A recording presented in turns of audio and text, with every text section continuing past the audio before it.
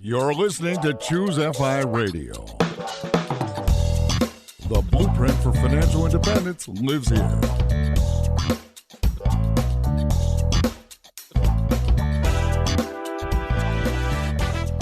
If you're looking to unlock the secrets to financial independence and early retirement, you're in the right place.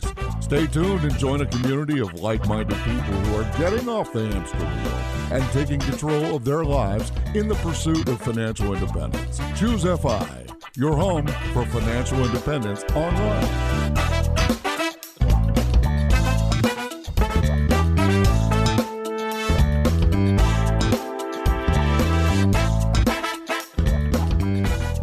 All right, everyone, that question, how many days a month do you experience stress related to work? It has been a tough year, and the nature of work, the location of work, basically all of the aspects that go into showing up to work have drastically changed.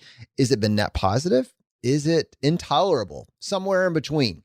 We're going to try to explore the parameters of that and the impact on the choices that we make as we're planning out our path to financial independence. And to help me with this, I have my co-host Brad here with me today. How you doing, buddy? Hey, Jonathan, I am doing quite well. And yeah, to your point, the nature of work, the very nature of work has changed dramatically just in the last year and change, which is, I mean, quite literally, it's a sea change, right? And we don't know what it's going to look like going forward. And that is both scary and really, really exciting for a lot of people, right? Like all of these things that we've just taken as sacrosanct, right? Like as part of just, this is how you do work.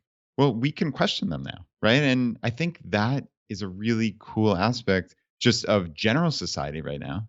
And also the FI community, right? Like we are always at the forefront of thinking a little bit differently. And what does that look like for you, Jonathan? What does that look like for me, Brad? What does that look like for everyone listening to this? What do you want your days and weeks and months to look like? And maybe that answer can be a little bit different than it was in January of 2020. And again, I think that's exciting.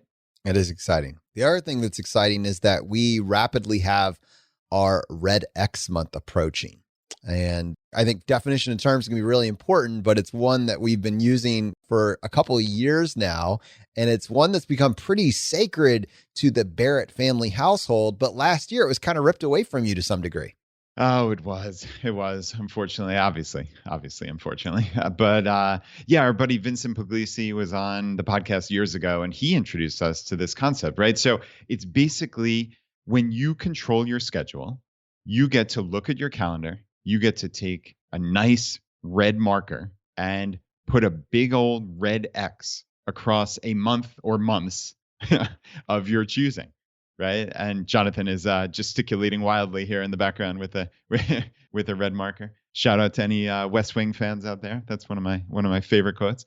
And yeah, I mean, you get to take this red marker and put a big red X over a month. And we have picked the month of August for our family. So in essence, the last couple of years prior to 2020, we basically said, all right, August, kids aren't in school.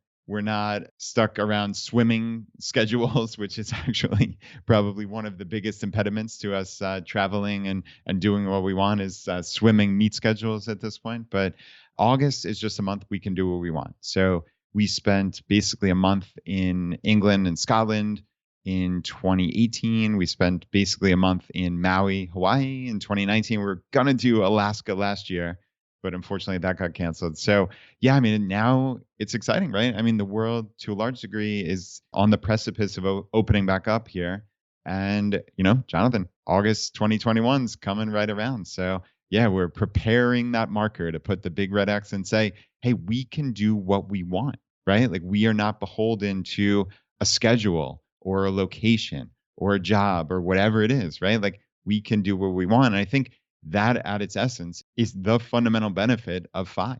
That is it. And to be honest, you know, Brad's Red X month kind of got decimated last year. So there's some makeup required here. You don't lose a Red X month, you double down the next year. Anyways, I'm just kidding. But what Brad and I did decide to do for the summer is we are going to go to one episode a week for the summer period of time. It'll just take less coordination. It'll allow for a little bit more flexibility and freedom over the summer. And hopefully all of us will be able to spend a little bit more time with our family this summer. And this will be something that, we're celebrating this right along with you guys. So wanted to give you the heads up on that. But, I think part of it goes back to this idea just generally of the Mexican fisherman. Is anybody familiar with this analogy? We actually dropped it on the show a long time ago, and it's not one that's unique to us. It's been around for a long time, but the analogy goes, or the story goes something like this. You have this Mexican fisherman on the beach, and in the morning he fishes, in the evening he brings back his catch and he spends it with his family. You have this American businessman that goes down there and has all these suggestions for how he can scale and he can grow. And he's like, all right, well, you could buy 2 boats, and then you could get a team of people, take out some loans so that you can do all of that. And then you'd be able to run your operations and bring in 10 times as much money. And the Mexican fisherman keeps pushing back and says, why? Well, then you'd be able to get more, and then you'd be able to scale more, and then you'd be able to get bigger, and you'd be able to grow farther, and you'd be able to grow faster. And he says, why? And why? And at some point, the American businessman said, well, then at that point, then your time, you have all the freedom of your time, and then you can just spend your evenings with your wife and kids and your family. And the Mexican fisherman says, well, I already get to do that. I'm already there. I already have time freedom. I've built out this foundation for what I need. I have already time on my side. Do I really need to lean into this lifestyle that you're describing that doesn't really sound that appealing to me when I already have it? And it's really, I think it's for us in the financial independence community, that should resonate with us a lot. Maybe not the exact analogy, but rather, what are we pursuing? What is the goal? Is the goal to get, fame and recognition and wealth? Or is the goal to reclaim our time and put our most precious non-renewable resource into the people, the relationships, the community, the things that matter to us the most? And a lot of us just have no idea what matters to us the most. And so we just kind of latch on to what society tells us to do, which is to hop onto the American businessman approach and just have more of everything. But that may not be necessary. And so, Brad, I think that analogy is really critical for us. And it's kind of been a guiding light. And we've actually seen this from people who kind of came before us in this space, like Brandon the Mad Scientist and Mr. Money Mustache and many, many others, where at some point, they could keep, doing whatever it is that they're doing. But it's kind of like, well, what is my why of this? And even Vicki Robin, when you think about it, what is my why of this? It is to spend more time with my community, with my family. And I think that's just like really important for all of us just to keep in mind as what is your why? Yeah. And as you were going through that story, I mean, just so many just short little words popped into my head, which are balance, enough. You said, I'm already there, right, in that story.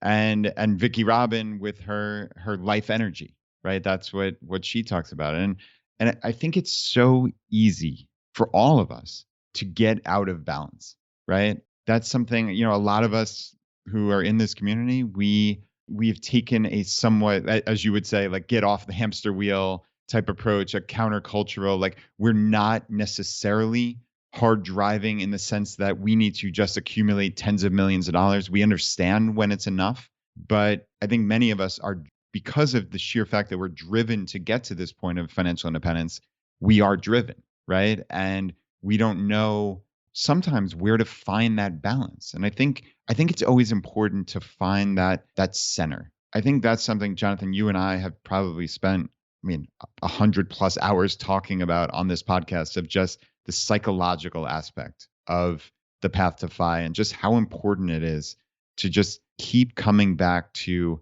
what do you want your life to look like? Why are you doing this? What's the point? It's not just, instead of measuring your success in number of dollars in your bank account, like in a normal society, then it's not just like, hey, what's my savings rate, right? Like, hey, let's compete over our savings rate, or let's compete over anything. There should be no competition. It should just be, okay, this is maybe the first time in my life I can figure out, what do I actually want my life to look like?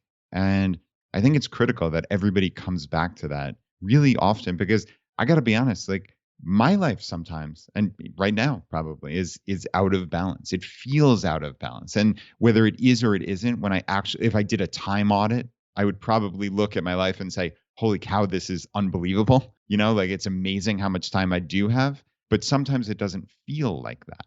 And I think that's something critical, when we talk about like how much stress do you feel at your job or even more broadly in your life? You need to come back to that point of centering and say like, all right, what are we doing here? Right? Like at its essence, what are we trying to do?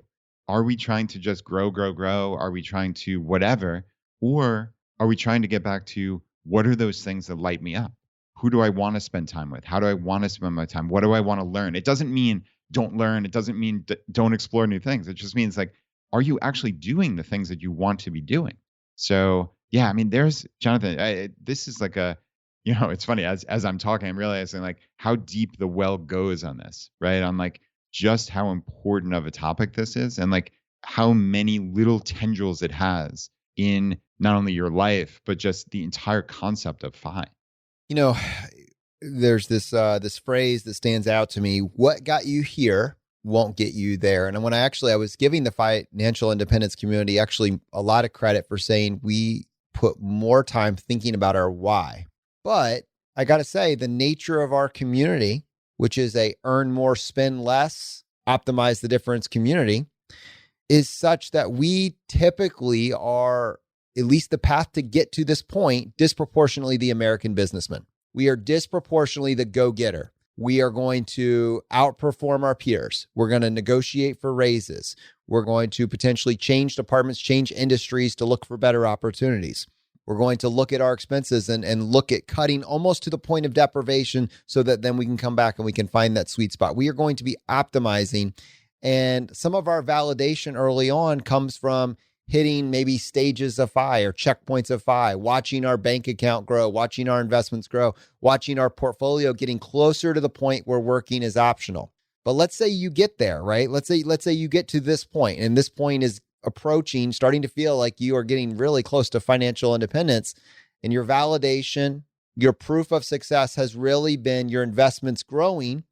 When you get to that enough point, do you have the courage? It's not even courage because it's not a bad thing per se, but are you at risk of losing sight of your why for getting there to begin with, to say, well, you know what, look, I actually got here 3 years ahead of time. So if I were to do another, 5 or 6 years here, I could probably double or triple what my initial goal was, whatever, it's something like that. Do you lose sight of that initial vision? Now, no one is telling you have to walk away when you hit a certain number, but I will say that what got you here, what got you to the point where you're earlier than expected to your path to financial independence, what got you there is not the same thing as what's going to get you to the point where you're unwinding and you're drawing down and you're kind of stepping away from maybe a corporate hamster wheel, and you're simplifying your life to focus on what your initial why was. It's a different mindset. And I can tell you, it's going to be for all of us when we're battling with that, it's going to take some courage to start to step away, especially if starting to step away is earlier than expected. Brad, what is that? It's that one more year syndrome. One more year syndrome is always there hanging over your shoulder. And sometimes it has, maybe a lot of reasons why you should, a lot of very, very good reasons to stay one more year. And maybe they are, but what's driving it? And how is that affecting your initial why for why you got started pursuing financial independence? Yeah, that one more year syndrome, I think so much of it is based around the scarcity mindset, right? Like, am I going to have enough? Do I have to keep doing this? What if? And some of that clearly, I mean, there's some validity to gaming out scenarios, and I'm not trying to minimize or downplay that, but I think it's easy to get caught in that mindset of there's never enough. I have to grasp at everything. And, I need to stay one more year, which turns into 2 more years, which turns into 10 more years, right? Because it's easier that way. Frankly, right? Like we know that.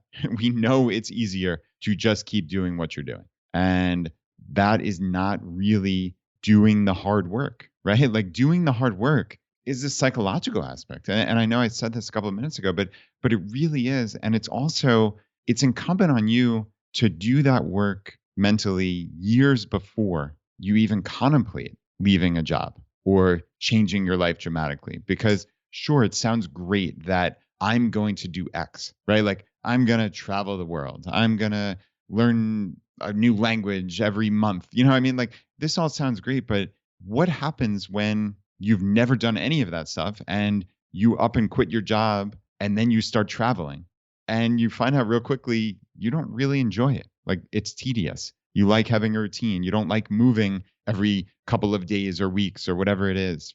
Was your entire FI journey, was that a waste then? I mean, I suspect some people would think, oh, wow, what am I going to do now? Was this all worth it? Was there any point to this? And what we advocate, Jonathan, is doing that work ahead of time and starting to experiment. You can experiment small. It's funny, like when we started this podcast, we called it Experiments in Financial Independence.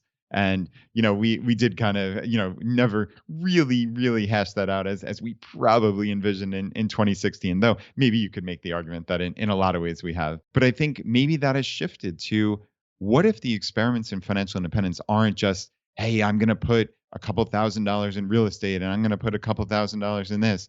But what if the experiments in financial independence are in your head, right? Like, what if it's the psychological work you need to do to figure out, what the heck do I want to do with my life? What do I want my job to look like? What if that is the experiment? I had a friend that was freelancing all of last year when their industry just kind of got decimated, and only within the last month, got back with a kind of a major corporate employer. Found himself desperate for contact with an employer, desperate for meetings, desperate for bureaucracy, desperate for Zoom calls, like even if it's remote work, just wanted that interaction. And that is not the case for me personally. I can't imagine that. But at the same point, I don't know if I'm good at vacations, or I don't know if I'm good at checking out and being out without thinking about work or responsibilities or the next thing, or kind of the American businessman lifestyle. Like I personally struggle to, I'm always thinking of something related to Choose FI. I'm always thinking of something related to talents. I'm always thinking of some sort of system or process that can be dialed in or improved. I think I would have a panic attack if I had a month of nothing, of nothing related to this community or to Talent Stacker. And that's a little like scary for me. That's not a good thing. That's not an appropriate mindset. It tells me that I'm out of sync, that I'm out of balance. It tells me that when I'm with my kids, I'm thinking about something work related. And although it's different than my buddy who found himself wanting to be back at work, like, does that mean that I've lost sight of my why? Now, I'm putting this on public display for consumption to prompt other people to kind of go down their own path and figure out, is that true for them? But to really be able to be somewhere and get contentment from, working on I built a little birdhouse with my son yesterday. My wife got us this Hobby Lobby type project, and it was horrific. The thing we were dealing with glue and a hammer and the nails, and these nails are basically made out of aluminum foil. You take one bend that's slightly out and it just bends in half. And anyways, that being said, but that was so a very low stress endeavor, I take it. It was horrific.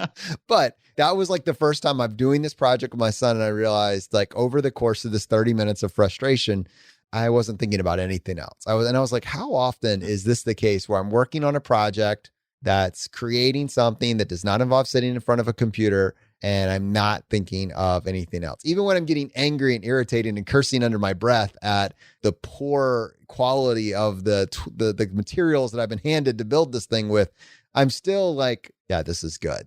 I should be doing more of this. So what does this look like? Doing like a garden box, or creating a garden in the backyard, doing more projects, or whatever. Going to my family went to the zoo this past week and asked me if I wanted to come. And I said, nah, I got some stuff I got to do here. And I spent the entire day working in front of the computer, getting it done.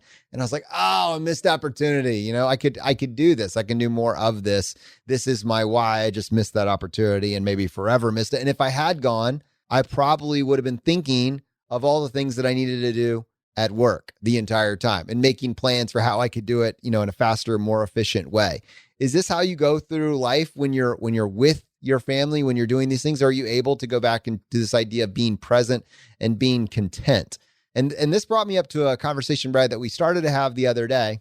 And it's difficult, I think, more in the entrepreneur space, which, has its tentacles in me for sure, more in the entrepreneur space. But it's that idea that if you are not doing anything, if you're not aggressively pursuing, building some aspect of your business, then you're being complacent.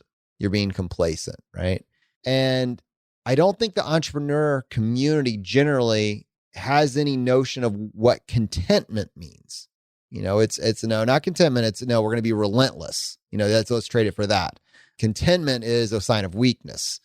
And that's something that, I wonder I feel like you've done generally a better job handling this. And I don't know exactly why that is, because to be honest, of the two of us, you've kind of been in the entrepreneurial space for longer. But I do feel like you're at least one or two steps ahead of me on the contentment side.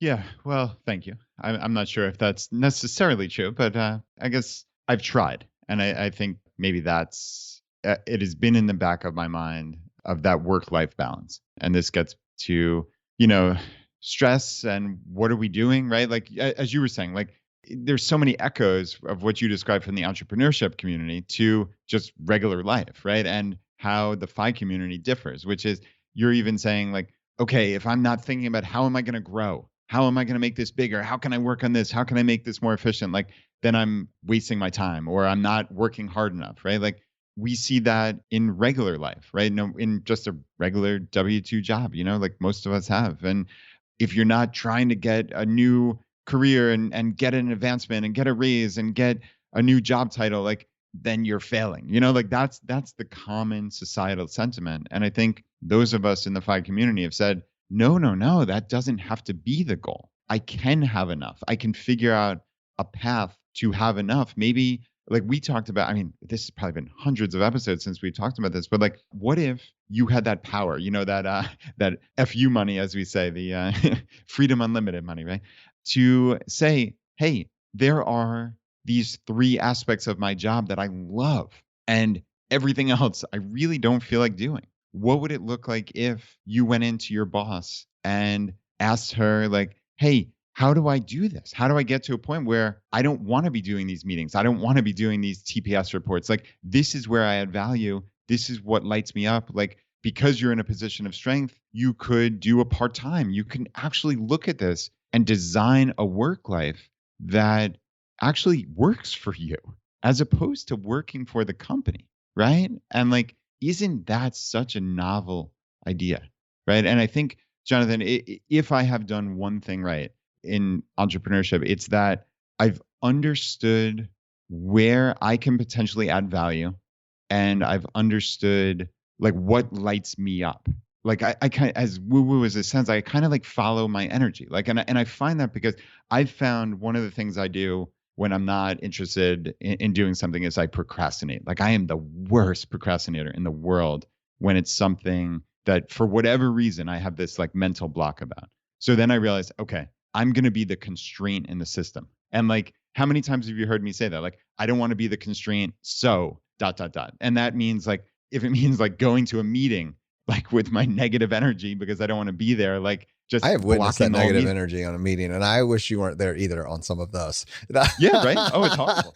Like, nobody wants me there. So like, the constraint is here. Oh, great. I see who we got today. But yeah, so I mean, I just wouldn't go to them anymore. And that's a decision I can make as one of the co-founders of the company, I suppose. But I think on a much more broad scale, like, it's important to know, where do you add value and what do you get value from? And like, how do you design a job that works around that? So yeah, I think that would be, like I said, if there's one thing I've done well, it's like I stay in my lane. And, my lane can add a lot of value in a lot of senses, but there are a lot of things where I'm just wasting people's time and I don't want to be involved in that. So yeah, I think that's probably the biggest thing I've done is like that stay in my lane, but like I can add overwhelming value from those few things.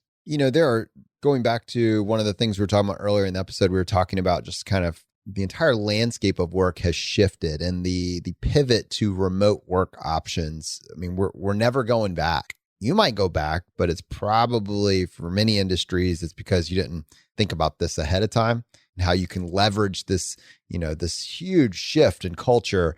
You can leverage this on your behalf to get more of what you want and less of where you feel like you are a constraint.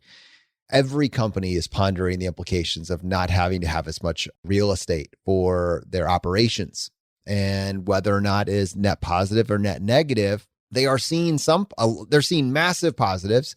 There's a few things that they're concerned about, but you as individuals have a chance to be a squeaky wheel and to think through what is the ROI that they're looking for. Look at it from your employer's perspective and then present to them an opportunity to save money and increase ROI and get more, just unlock the doors of opportunity by encouraging a potentially at least occasional remote work policy.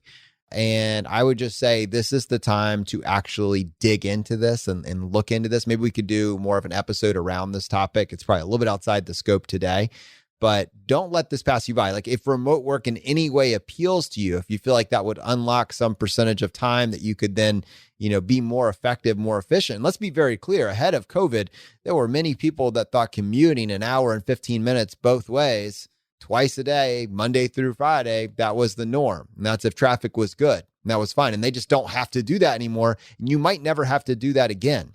I would be looking into that. I mean, really, take advantage of this. You've had to deal with a lot. You've had to take a lot this last year. How can we lock this in? And I will just say it's going to probably be an ongoing conversation. It's probably going to be a negotiation. And just as a place to start, it's probably not about you, right? When you go in and tell your boss, if you start the conversation with, hey, I want to do this for me, you're not going to get as far as if you think about the opportunities for them and the opportunities for the team. You're representing, what would be best for the team as a whole and what they could expect. And then, maybe presenting a low risk way that they could start to test whether or not this is, true or too good to be true. Hey, this is Andrew from the Choose FI team. I hope you're enjoying the show. We're going to get right back to it after these quick messages.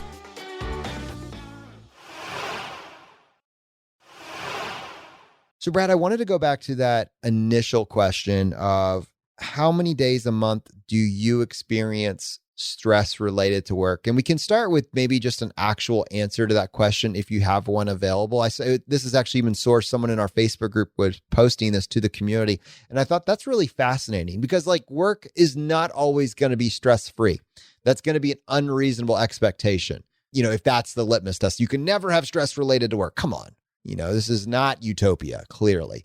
But in reality, what is a reasonable burden for, stress-related days at work? And what is toxic? What's the line of delineation? Yeah, that's interesting. And of course, it's going to be person dependent. And also, what's your definition of stress, right? Like if we're talking about is it a perfectly stress-free day? Is that the only bar that counts? I mean, then I think the answer, you're going to have pretty much all of your days are going to have some stress. Obviously, that's not what we're talking about here. But I think to me, this comes back more to your thing you were talking about, when you're with your family, you're thinking about work. When you're at work, you're maybe thinking about, oh, did I miss that zoo trip that, maybe it was the first time my daughter went to the zoo and, she fed a giraffe for the first, you might have missed that forever. Are you going to look back 90 years from now and say, oh my God, I missed the first giraffe visit? Probably not. But in the moment, that is a first, right? So I think the larger point is. In all fairness, my daughter would not go near the giraffe. She was terrified of them. So I'll have another chance for that one. But your point well taken. Oh, that's great. So, I mean, to me, where I think I experience stress the most, and again, this goes back to know thyself and do the work, right? Do the mental work. If I am looking on an absolute basis, my stress level is very low, but that doesn't mean day to day I don't feel stressed and I don't feel significantly stressed, because I actually do. And I think that is more of a function of being out of balance than the objective reality of my stress level. And that doesn't minimize my feelings or my thoughts, right? It doesn't minimize that concept of stress by any means. But I think on an intellectual level, I do understand that it's a very low absolute level of stress. I think when I really get down to it, it's that feeling of being kind of half there, no matter where you are, right? And that is just it's not a good feeling, and it's not good enough. It's just not good enough for a life. I mean, if you ask, probably, I haven't asked them, but I would almost guarantee what the answer is. If you ask my kids or wife, what's the biggest thing you'd like to see improved with dad or Brad, whatever, is just being there and not sneaking back up to the computer, right? And, do you still sneak up to the computer? I gave you credit a long time ago for when you're away, you're away. I know, man. It's I backslid. Unfortunately, it's when we started this, I couldn't, if I didn't message him at the allocated time, it would be a week before I'd heard from him. The man was unreachable. Yeah, I've gotten worse though. I really have, and it ebbs and flows, and I hope that it's I feel like I'm probably in a bad period right now. And, it's something that I'm really am trying to work on. And I think to me, it just comes down to like, okay, if I could carve out a time, if I could carve out even like 2 or 3 hours and just sit down, leave my phone away, basically like shut down the extra web browser windows, all the things that plague us, shut down email, whatever it is, and just work. Like I could have a pretty productive 3 hours, and that would feel good. And then I put it down and then I go spend time with my family or go exercise or go and like, don't feel guilty. Like it's that constant feeling of guilt, And I think a lot of us feel that. It's like we're never doing enough. It's never good enough. And I think we need to have some like self-compassion, like first. I think that's probably where a lot of this starts, and just realize like life isn't perfect. We're certainly not perfect, and we're just trying to be a little bit better every day. But rest assured, like you have to do the work. You got to try. You got to make an effort. Like, while it's better to realize it than to simply not realize it and still continue doing it, it's better to realize it, obviously, but it's still not good enough.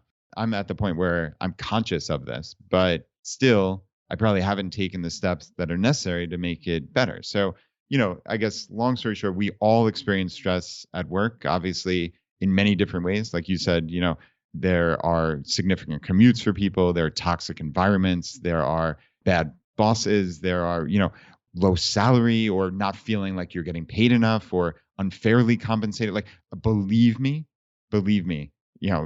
just about everybody has it worse than me. So this is not an oh, poor me scenario, but it's more just trying to say like, we all do experience this. And I think we need to just take a real critical eye and look at, hey, what do our jobs look like? And like, how can we maybe make that situation better, both externally, like in many of those negative situations that I was talking about, but internally also.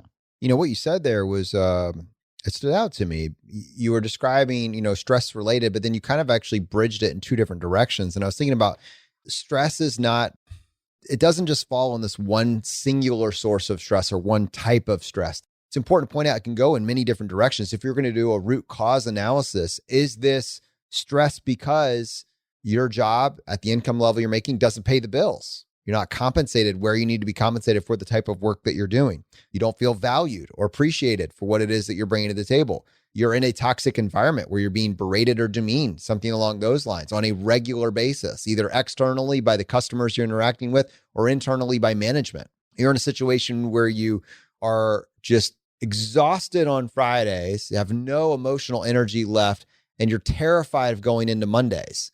And everything in the middle meets your expectations for how horrible it's going to be.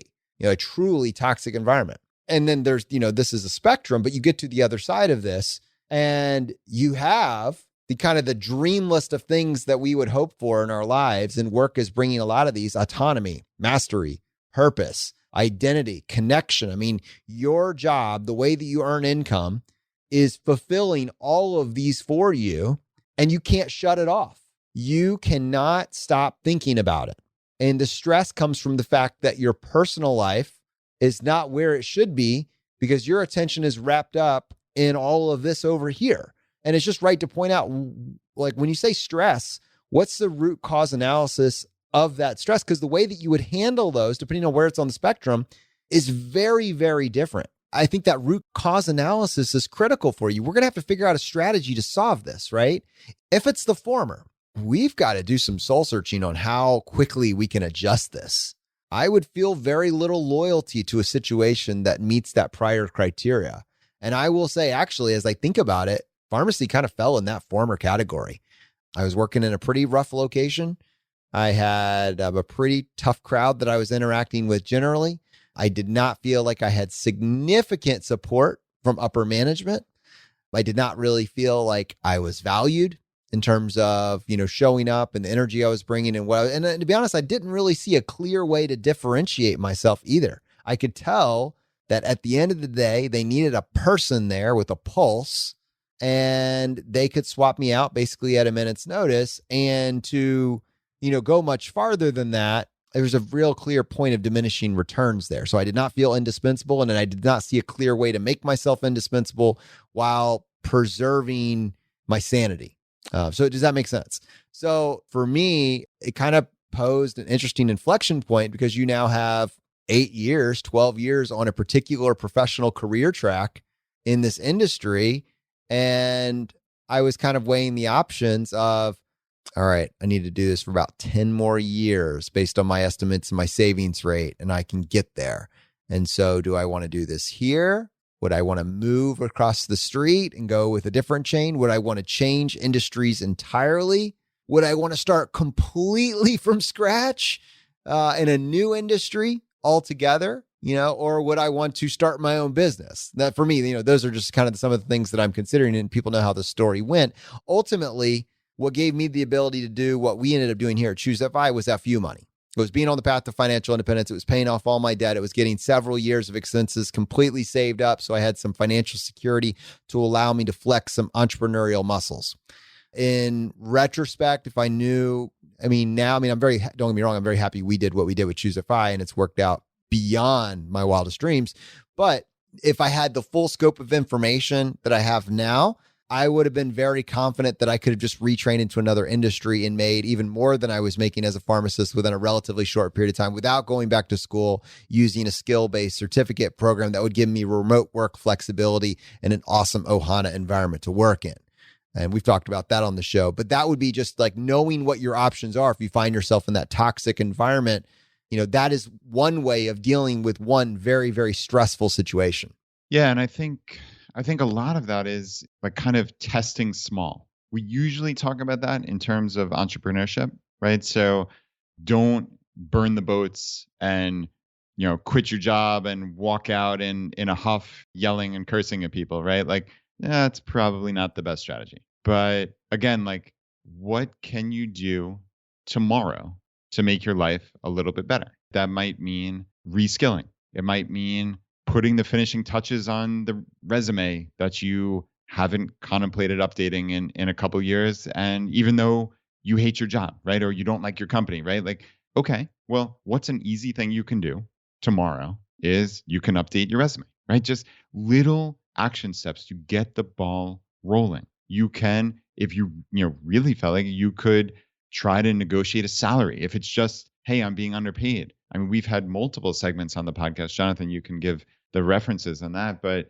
about, hey, do the research. There are companies like Glassdoor and the like where you can get competitive analysis of, hey, what am I earning versus what should I be earning? What are other people in my job capacity earning at other companies? You can interview with those other companies. And then you have a leverage point. If you actually did like your company, that's something you can do.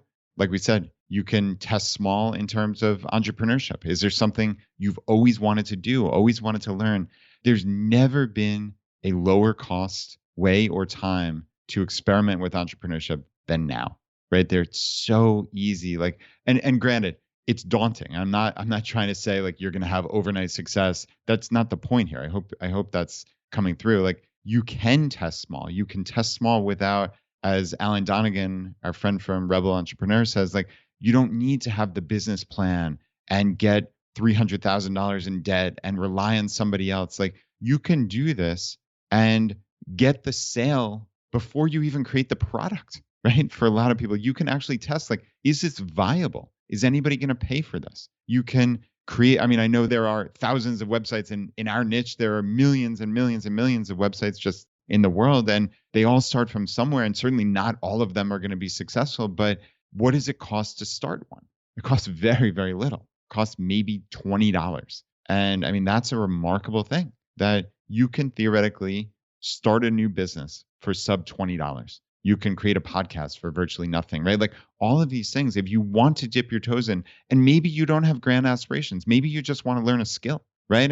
Jonathan, think of all the skills that you learned. Both of us, but you especially. Like, 4 years ago, you were a pharmacist, and now you are as much of an authority on independent podcasting as exists anywhere. And that's just self-directed learning. So, sure, that's a pat on the back for you, but more importantly, like, anybody can do this type of self-directed learning. There's never been a better time to just learn for free or virtually free, right? Like, YouTube, Khan Academy, coding academies, Google certificates. There are, things like Salesforce, like we've talked about over and over here. Like, there are ways to get significant jobs and significant skills for zero to, a pittance of money, really, a couple $1,000s at most. I mean, that is remarkable. Gone are the days when you needed to spend years and hundreds of thousands of dollars to get somebody else's stamp of approval. Like, that to me might be the sea change of all of this. Like, you don't need somebody else's stamp of approval anymore. You can just prove that you can do it because you have the skills. And I think that is what underpins all of this. Like, it's on you. And I mean, that's scary for a lot of people, right? Like, but it's on you. And that is wonderful for most of us, that you can get up and make a change. And I mean, damn, if there isn't something more empowering than that, I don't know what it is. And you mentioned in there, if it comes down to it, negotiating your worth, negotiating your salary. We did a great episode. It was with Financial Mechanic. It was episode 211 of our podcast. And she actually gave us 7 of her negotiation tips and literally a script template that you can use to help negotiate your salary. And you can find that. You can go to choosify.com/211. It's all right there on the page. I mean, I think that's a good framework, Brad, for really describing this and having people think through those, that root cause analysis for stress related to work. The other half of that is maybe more an idyllic scenario. It's no less serious. You need to think through it in terms of, the impact long-term, but that, when your work is your dream setup, but it's stealing or robbing from your ability to be present with your loved ones, with your family, we have a luxury of thinking through this maybe at a slightly slower pace and slowly optimizing. But there's a great book, and it's actually an episode we did. Brad, maybe you can look up the number on that while I talk about it, with John Zeratsky from Make Time. In terms of getting back to balance, balance has some certain characteristics that are identifiable, and it feels like your time is in your control and you're able to allocate it where you want. And sometimes you just need to make the time. And when you have all of those characteristics that we talked about, autonomy, I get to work on whatever I want to work on. Mastery, I get to fail at things until I master them. Purpose, I feel like what I'm doing matters. Identity, I know who I am and why I'm here on this earth. And connection, I have the connection of people around me. It's worth it just to then focus on that last piece, which is control of your time. You should be able to control your time if all those prior statements are true. You have more power than you think you have. And it's time to flex that. It's time to flex it. So that's really where we wanted to wrap up this episode. It's a point of accountability for us personally to realize maybe we are struggling personally with this ladder that we just mentioned, but all of us are struggling with stress related to work, probably if we're not thinking about it in some capacity. And what are your options? You do have options, and it's just worth considering, what do you want to take action on this week? And Brad just copied me on the link. If you want more information on that interview we did with John Zeratsky, you can find that at choosify.com/168. It would be worth your time. All right, my friends, the fire is spreading. We'll see you next time as we continue to go down the road less traveled. If this episode was helpful to you, don't forget to subscribe. If you want to help spread the word, please give us a 5-star review and tell your friends about us. We can be found on Apple, Google Podcasts, Spotify, and anywhere you listen to podcasts. While you're there, don't forget to check out our other shows like Everyday Courage with Julian Johnsrud and Rebel Entrepreneur with Alan Dalnigan. If you would like a free bite-sized course to jumpstart your financial independence, check out choosify.com/challenge. Choosify is produced by Andrew Mendoza and Zachary Tan and is a production of Choosify Media Incorporated. Choosify.com is managed by Annie Shealy with William McVeigh, M.K. Williams, Melissa Lagerquist, Liz Kessler, Stephen Heptig, Kelly Black, and Jennifer Ma. And Ed T is our CEO. Thanks for listening.